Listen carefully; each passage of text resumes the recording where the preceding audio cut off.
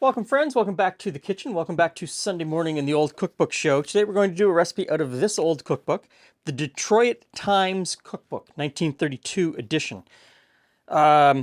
We are, at this point, 1932, in the depths of the Great Depression, and this is called Practical Recipes for the Housewife on one of the frontage pages.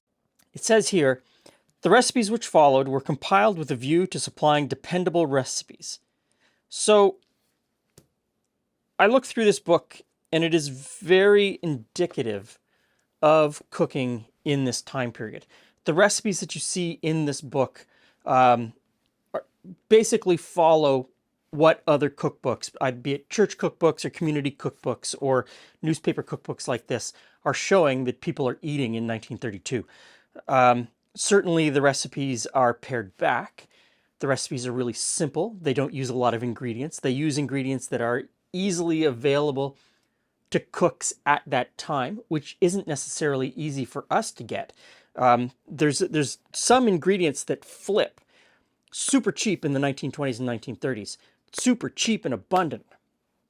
2023, these would be seen as luxury items that are difficult to get your hands on and very expensive. Oysters, for example. There's whole chapters in these books for oysters, super cheap, easy to get your hands on. Lots of people cooked with them. They were considered poor people food.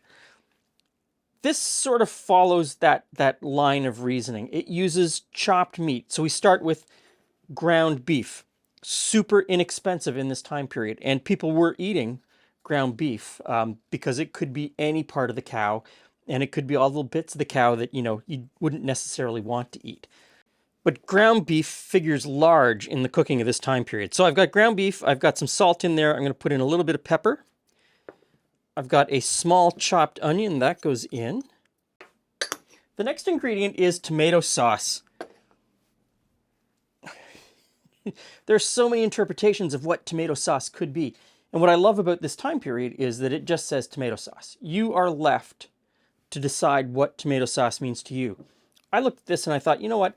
It'd be really good if I used some of our homemade stewed tomatoes. Not really a sauce, but still a tomato sauce. Very flavorful, lots of different things in it. People would have used that in this time period. You could look at it and say, well, it's a marinara sauce, or it's a very smooth sauce. So I'm going to use what a lot of people would consider today spaghetti sauce. You buy it in a jar at the grocery store. This is homemade. I just happen to have some. Now I'm supposed to use half of the amount in with the ground beef and then save half of the amount for later. And the best way to mix it is just get in there with your hand. Mix it together. Okay, now time for assembly. Really simple. It asked me to cook some rice beforehand. So I've cooked up some rice in my trusty $10 Betty Crocker rice cooker. I'm supposed to take a casserole dish and layer some rice, then some of the meat, then rice, then meat, then crackers, butter, and more sauce. Pretty simple layer. Let's see if I can actually make it happen. So there's a layer of rice. That's about half of the rice that they asked me to cook. And then we'll lay in some of the meat. Okay, so we've been here before. You know how layers work. Layer one, layer the other, layer one, layer the other, until it's all gone, which I've got now. I ended up with rice, meat, rice, meat. On top of this, we've got crushed cracker crumbs. It doesn't say how many. It's kind of left up to you. Figure out what works. Oh no. Tomato sauce, then cracker crumbs. So, layer on the rest of the tomato sauce. I will cover some of the cracker crumbs. It'll be okay. It'll be just fine. So, sauce.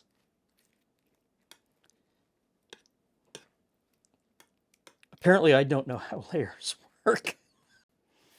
Then cracker crumbs. So we'll get the cracker crumbs on top. Dot the top with butter. And then into a moderate oven for a half hour.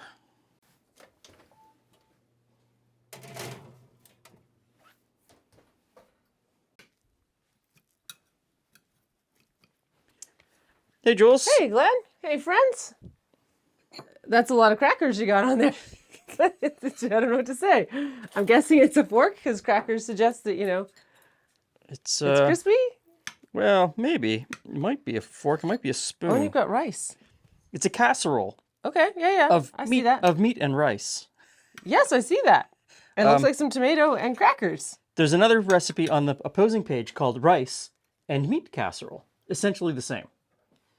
I can see how they'd have similar content. Chop suey, not terribly different, but there's no rice. This is clearly something to stretch your meat. Yes, yeah, and it's very indicative of a bunch of different recipes in there, and it's hot. It's right out of the oven, Jules. Oh, yeah. It is classic kind of stretched out meatloaf, for lack of a better word. It's classic meatloaf, got the onion, got the tomato, right? And then you throw Wrap in that in a cabbage leaf. Yeah. Yeah. Put it in a stuffed pepper, or stuff that in a pepper. Ooh, hot. I mean, this is something my mom would make when we were little kids. Not this, but something very much like this. That's that kind of meal. Something very comforting about it. I can see that. Well, yeah, it's just, It's basic. some carbs, some tomatoes, some meat. Now, might not fly for a lot of people today because it could use a little bit more spice and flavor and stuff. And I know you always make it. Yeah, I know. I like it too. But as I was making this, I was thinking, if I'd cook the rice with a can of Rotel instead of water, if I added a layer of black beans, didn't use an Italian flavored tomato sauce, but skewed it a little bit more Mexican with some hot chili pepper and stuff, Whatever you like. and didn't, instead of crackers on top, crushed up tortilla Tortillas? chips. I don't know that the crackers are necessary. No, I don't know what they're bringing to it beyond more food. livening it up a little bit, making it special. Toast that Kaiser, Jules. It's making it special. So, a solid Depression era meal that you see variations of over and over and over again in books. Basic ingredients, some of them dress it up with something else, but for the most part, this is a solid meal from 1932. And I will enjoy eating it tonight. I might put some cooked peas on top or something. Oh, that'd be good. Peas, corn.